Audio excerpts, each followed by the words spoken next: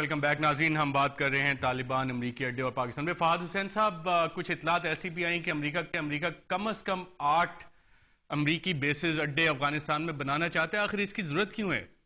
ارشد، اس میں یہ بھی ذہن میں رکھیں کہ 2012 میں جہاں if I'm correct اوباما کا ری الیکشن ہے، جو ان کی ریٹنگز جاری ہیں، جو ان کی پولز کہتے ہیں کہ he is apparently not doing very well.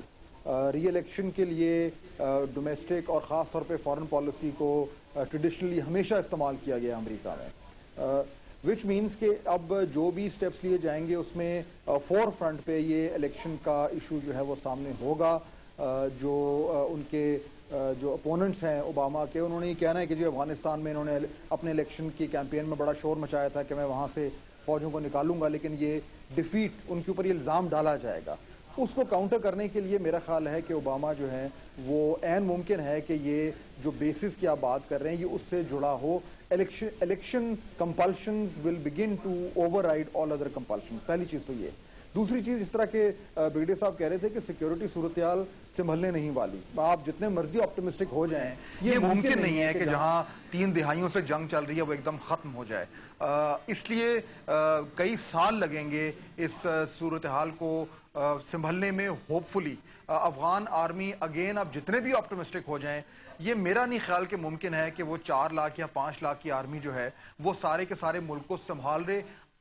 اگرچہ طالبان کسی نہ کسی طریقے سے اگر نیگوشیٹنگ ٹیبل پہ آ بھی جائیں، اس کے باوجود یہ ممکن نہیں ہوگا. تو سیکیورٹی کی صورتحال کو مد نظر رکھتے ہوئے امریکہ، میرا خیال ہے ان کی کیلکولیشن ہوگی کہ وہاں پہ ان کو بیس وہاں پہ رکھنا پڑے گا. اور تیسری اور آخری وجہ میرا خیال ہے کہ اس ریجن میں ایک امریکن فٹ پرنٹ کو رکھنا بہت ضروری ہے. پاکستان میں فزیکل فٹ پرنٹ تو ہے نہیں، اور طریقوں سے ہے، لیکن افغانستان میں ایک فزیکل فٹ پرنٹ ہے جس کو ایک انٹرنیشنل لیجیٹیمیسی حاصل ہے، رائٹلی اور رانگلی. اس کو اتنی آسانی سے جانے نہیں دیں گے.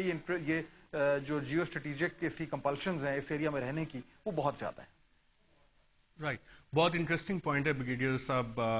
جیو اسٹریٹجک کمپلشنز اور پچھلے 30 سال سے جنگ کا بھی ہم نے ذکر سنا. یہاں پہ بہت سارے ملکوں کے انٹرسٹ ہیں، بہت سارے ملکوں کی انٹیلیجنس ایجنسیز کام کر رہی ہیں. امریکن ملٹری بیسز کیا وہ ایکسیپٹیبل ہوں گی؟ ایکسیپٹیبل اگر افغانستان کی حکومت کو ہوگی تو نیچرلی باقی لوگوں کو بھی ہوگی.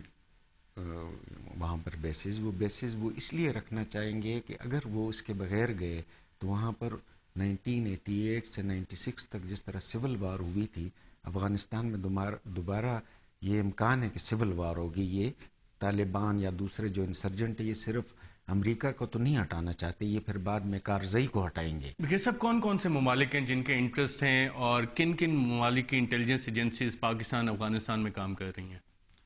جو ایک تو جو نیبرنگ کنٹریز ہوتی ہے وہ ساری دنیا میں جو ہے نا انٹیلیجنس ایجنسیاں وہ کام کرتی ہیں، ہر ایک ملک کی، چاہے ان کے آپس میں جنگ ہو یا صلح ہو، لیکن یہ کام چلتا رہتا ہے.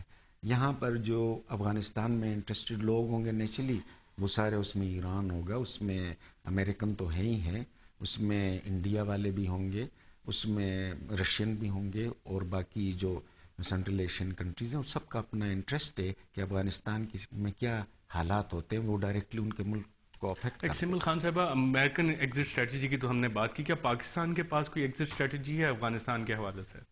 پاکستان جی ایگزیکٹ اگر چاہے بھی تو کر نہیں سکتا. افغانستان ایک جو ہمارا ٹرانس بارڈر ایریا ہے افغانستان اور پاکستان کے جو بیچ میں ٹرائبل بیلٹ ہے، ہمارے اتنی پرانے اور اتنا لنکیجز ہیں کہ اگر ہم چاہیں بھی اپنے آپ کو سیپریٹ نہیں کر سکتے. ہماری کوئی انسولیرٹی نہیں ہے افغانستان سے، اسی لیے پاکستان کی کنسرن اتنی زیادہ ہے، اور اس لیے ہم ہر حال سے چاہتے ہیں کہ کسی طرح وہاں پہ سٹیبلٹی آئے. اور اسی لیے جو بہت ساری چیزیں باقی ملکوں کو ایکسیپٹیبل ہوں گی، جس میں جیسے امریکہ میں بھی آج کے لیے بات ہو رہی ہے، وہ یہ نہیں دیکھ رہے، جیسے منیر صاحب کہتے ہیں کہ پاسبل نہیں ہے کہ اتنی جلدی وہاں پہ افغانستان میں سٹیبلٹی آ جائے. وہاں پہ اتنی لمبی جنگ 30 سال سے لڑی جا رہی ہے، لگتا نہیں ہے کہ اتنی جلدی وہاں پہ سٹیبلٹی آئے گی. امریکہ بھی بات یہ کر رہا ہے کہ وہاں پہ کانفلکٹ جو ہے ختم نہیں ہوگی. ایک سسٹینیبل کانفلکٹ کا جو کانسیپٹ ہے اس کی بات کی جا رہی ہے کہ کانفلکٹ اتنی رہے لیکن ہم اس کو کنٹرول کر سکیں.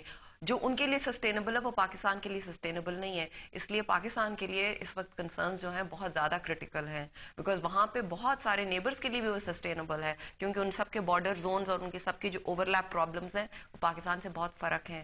اور جو یہ سسٹینیبل کانفلکٹ کی بات کریں اس میں یہ بیسز بھی آتے ہیں, بیکاز وہ جانتے ہیں جب تک وہ وہاں پہ بیسز رکھیں گے وہاں پہ افغانستان کے اندر ایسے گروپس اور ایسے لوگ ضرور رہیں گے جو ان کو چیلنج کریں گے وہاں پہ. اس کا یہ بھی مطلب ہے کہ کوئی بڑی جو پولیٹیکل سیٹلمنٹ یا نیگوسیشن نہیں ہونے والی ہے, بیکاز کوئی بھی طالبان یا کوئی جو انسرجنٹ موومنٹ ہے وہ اپنے جو سپورٹرز ہیں ان کو شکل نہیں دکھا سکتی جب وہاں پہ ایسی جگہ پہ وہ سائن کریں. اینی نیگوشیٹڈ سیٹلمنٹ کا ہوتا ہے کہ کوئی ڈاکیومنٹ سائن ہوتی ہے, پیس ٹریٹی سائن ہوتی ہے جس میں وہ الاؤ کریں آف پرماننٹ بیسز.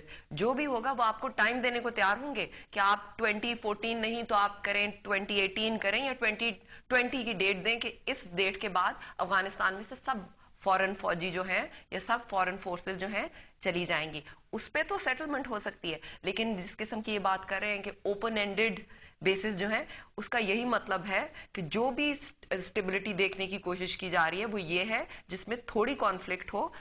کسی لوگوں سے آپ بات کر لیں, کوئٹہ شورا کے جو سدن والے ہیں, جو ہیلمند اور کندھار والے کمانڈرز ہیں, ان سے آپ لوکل پیس ڈیلز کر لیں, لوکل وہ جو ہے کر لیں, پیس ڈیلز کر لیں, لیکن باقیوں سے آپ ان کو چھوٹا کر کے جنگ جاری رکھیں. ایک چھوٹی جیسی بات ہے, پاکستان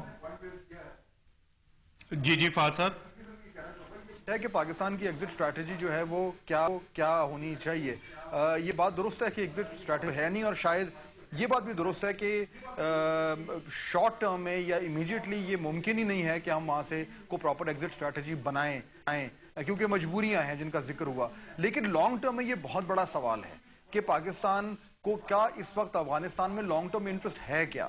یہ جو صورتحال ہے, مجھے تو اس بات کا ڈر ہے کہ اگر جب یہ جو ہم بات کر رہے ہیں یہ وہی باتیں ہیں جو لیٹ 80s اور ارلی 90s میں پاکستان میں ہو رہی تھی کہ ہمارے کیا انٹرسٹ ہیں. We are going back in history, اور اپنی شاید وہی جو ہم نے غلطیاں کی تھیں ان کو پھر دہرانے جا رہے ہیں کہ جی ہمارا اسٹریٹجک ڈیپتھ افغانستان میں وغیرہ وغیرہ.